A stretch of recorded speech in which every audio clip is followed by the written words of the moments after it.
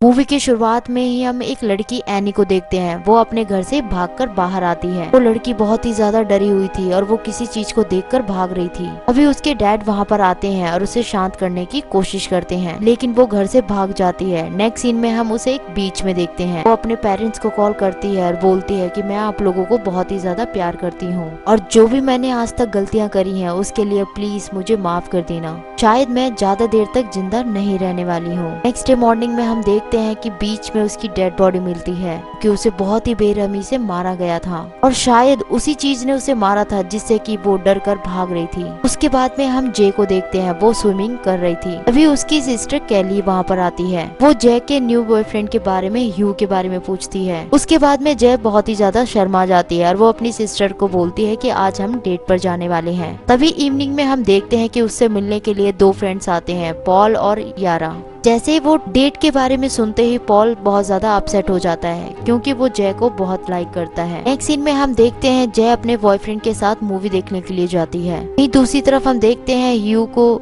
एक लड़की yellow dress में दिखती है। तभी जय पूछता है क्या तुम्हें येलो ड्रेस में एक लड़की दिख रही है? जय बोलती है कि नहीं, मुझे कोई लड़की नहीं दिख रही है। ये सुनकर ह्यू बहुत ज्यादा घबरा जाता है और जय को लेके बाहर आ जाता है। उसके बाद में वो दोनों एक रेस्टोरेंट में डिनर करने के लिए जाते हैं। तभी ह्यू को एक आदमी दिखता है और वो उसके करीब आ रहा होता है। नेक्स्ट डे मॉर्निंग में हम देखते हैं कैली अपनी सिस्टर जय से पूछती है कि उसकी डेट कैसी रही। तब जय कहती है कि डेट इतनी ज्यादा खास नहीं रही है क्योंकि ह्यू काफी ज्यादा अजीब सा बिहेव कर रहा था। उसी रात में हम देखते हैं कि फिर से जय ह्यू से मिलने के लिए जाती है और ये दोनों ह्यू के कार में इंटीमेट हो जाते हैं, लेकिन देखते हैं कि ह्यू जय को बेहोश कर देता है और जब जय की आंखें खुलती है तो वो खुद को व्हील चेयर पर बंदी देखती है। उधर ह्यू भी था और वो जय को बोलता है कि मेरे पीछे एक एंटिटी पड़ी हुई है क्योंकि मैंने एक बार टेंडर के साथ नाइट स्पेंड किया था और तभी से मेरे साथ ये सब कुछ हो रहा है। उससे बचने के लिए बस मेरे पास एक ही उपाय है, मुझे किसी के साथ इंटीमेट होना पड़ेगा। इसलिए मुझे तुम्हारे साथ इंटीमेट होना पड़ा और ये कर्ज तुम पर ट्रांसफर हो गई है और अब इसे तुम देख पाओगे और ये तुम्हें फॉलो करेगी और ये स्लोली तुम्हारे पास में आएगी। लेकिन ये बहुत ही ज्यादा चालाक है, ये किसी का रूप भी ले सकती है। अगर तुम पकड़ी गई तो ये तुम्हें मार डालेगी। ये फिर से मेरे पीछे पड़ जाएगी और मुझे मारकर उस बार टेंडर के पीछे पड़ जाएगी। इसलिए जितना जल्दी हो सके किसी के साथ इंटीमेट हो जाओ और ये कर्ज उस पर ट्रांसफर कर दो।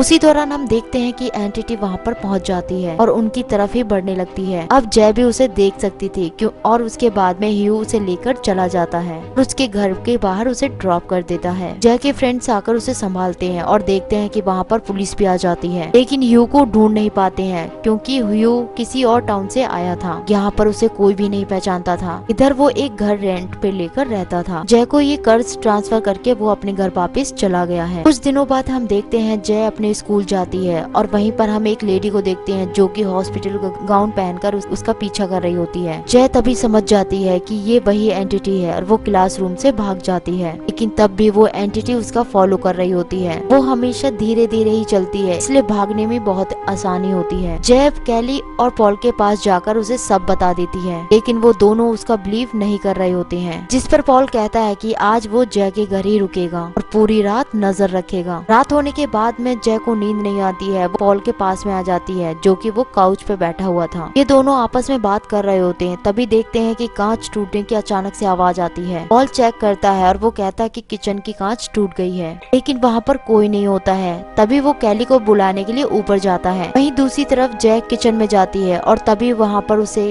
वही एंटिटी दिखती है। उसे देखकर बहुत ज्यादा डर जाती है और भागते हुए वो अपने रूम में चली जाती है। कैली और पॉल तभी वहाँ पर आ जाते हैं और वो एंटिटी को नहीं देख पा रहे थे, इसलिए वो दोनों उस पर बिलीव नहीं करते हैं। तभी वहाँ पर क्यारा आ जाती है। देखते हैं कि उसके पीछे एंटिटी आ जाती है। उसके बाद में हम देखते हैं कि जय बालकनी से कूदकर एक प्लेग्राउंड में आ जाती है। कुछ देर बाद देखते हैं कि उनके फ्रेंड्स उसे देखने के लिए बाहर आ जाते हैं। उनके साथ उनका नेबर ग्रेग भी था। तब जय उन लोगों को सबको दोबारा से बता देती है और वो बोलता है कि हमें ह्यू को ढूंढना होगा। इसलिए वो ग्रेग की कार में निकल जाते हैं और ह्यू को उसके घर ढूंढने के लिए जाते हैं। घर जाने के बाद देखते हैं कि घर पूरा खाली था क्योंकि ह्यू अकेला ही रहता था और वो रेंट पे रहता था। वो अपना कर्ज जय को ट्रांसफर करके चला गया है। वहीं देखते हैं कि उसकी कुछ बुक्स पड़ी हुई थी जिसमें उसकी एक फोटोग्राफ मिलती है। पॉल इस जैकेट को देखकर पहचान जाता है और वो बोलता है कि उसे पता है कि वो कौन से स्कूल का जैकेट है। उस स्कूल में जाने के बाद पता चलता है कि ह्यू का नाम असली है जेफ। उसका एड्रेस लेकर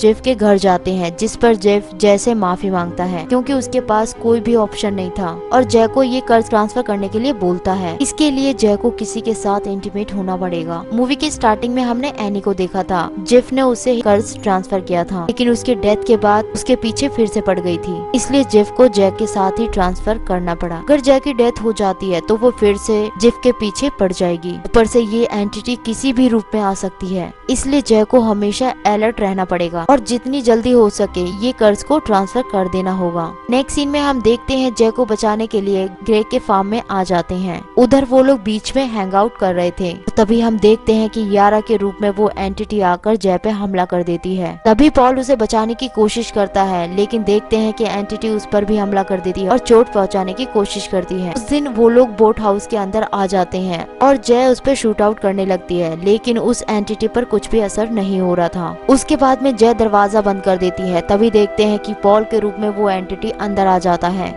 वहीं दूसरी तरफ हम देखते हैं जय फौरन निकलकर ग्रेग की कार लेकर भागने लगती है। उसके फ्रेंड्स उसे रोकने की बहुत कोशिश करते हैं। जय किसी की भी नहीं सुन रही होती है। फिर देखते हैं कि अचानक से जय का एक्सीडेंट हो जाता है। जय को जब होश आता है तब वो खुद को हॉस्पिटल में पाती है और वो वहाँ पर बहुत ज्यादा डर रही होती है और उसे ऐसा लगता है कि वो एंटिटी फिर से यहाँ पर ना आ जाए। तभी ग्रेग जय को बोलता है कि उसके साथ वो इंटीमेट होना चाहता है ताकि उसका कर्ज उसके अंदर आ जाए। अब देखते हैं कि जय भी इस बात से एग्री हो जाती है और हॉस्पिटल में ही ये दोनों इंटीमेट हो जाते हैं। ऐसे ही कुछ दिन गुजर जाते हैं। तब देखते हैं कि जय को वो एंटिटी नहीं दिखती है, लेकिन वो ग्रेग के लिए बहुत ही ज्यादा परेशान रहती है। वहीं दूसरी तरफ हम ग्रेग को देखते हैं और इस बात को वो कैजुअली लेता है और अभी तक उसे कोई भी एंटिटी नहीं दिखी थी। ये सब वहम है। लेकिन उसी रात में हम देखते हैं कि जय विंडो से ग्रेग को देखती है। जय तभी समझ जाती है कि ये ग्रेग नहीं बल्कि उसका एंटिटी है। अभी वो ग्रेग को कॉल करती है और उसका कॉल बिजी था। अभी वो एंटिटी डोर पर नॉक करता है। दरवाजा ना खोलने पर देखते हैं कि वो एंटिटी अंदर घुस जाता है। तभी जय उसका पीछा करती है और वो देखती है कि ग्रेग के मॉम के रूप में वो एंटिटी दरवाजे को नॉक कर रही है। तभी जय चिल्लाकर बोलती है कि ग्रेग प्लीज दरवाजा मत खोलना और तुम्हारी जान खतरे में है। पर ग्रेग को कुछ भी समझ नहीं आता है और वो दरवाजे को खोल देता है और देखते हैं कि वो एंटिटी ग्रेग को मार देती है। और उस दिन देखते हैं कि एंटिटी फिर से जय के पीछे पड़ जाती है। नेक्स्ट डे हम देखते हैं पॉल जय से बोलता है कि मैं तुम्हारे साथ इंटीमेट होना चाहता हूँ ताकि ये एंटिटी उसके पीछे पड़ जाए, लेकिन जय इस बात से इनकार कर देती है। उसे पता था कि ये एंटिटी सबको मार डालेगी। नेक्स्ट सीन में हम देखते हैं जय और उसके सारे फ्रेंड्स एंटिटी को मारने के लिए एक प्लान करते हैं। ये लोग एक स्विमिंग पूल में जाते हैं। पूल के सारे चारों तरफ एक इलेक्ट्रिक डिवाइस रख देते हैं। ये लोग एंटिटी को इलेक्ट्रिक शॉक देकर मारना चाहते हैं और जय पूल में उतरकर उसका वेट करने लगती है। कुछ देर बाद हम देखते हैं एंटिटी वहाँ पर आ जाती है,